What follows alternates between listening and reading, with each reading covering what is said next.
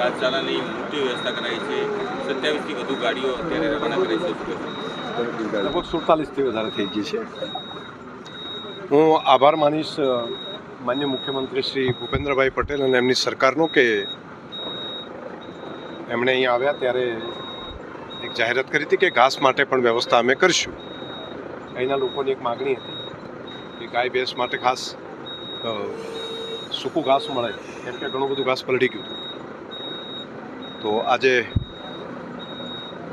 થરાદ તાલુકાની અંદર આપ જોઈ રહ્યા છો મોટા પ્રમાણમાં ટ્રકો આવી છે અને આ ઘાસ દરેક ગામ સુધી પહોંચાડવા માટેનું આગળ વધારી રહ્યા છે. પશુ માટે ખૂબ ઉપયોગી થશે. આ વિસ્તારમાં બહુ મોટી સંખ્યામાં ગાયો છે અને ગૌ માતા રાજી થશે.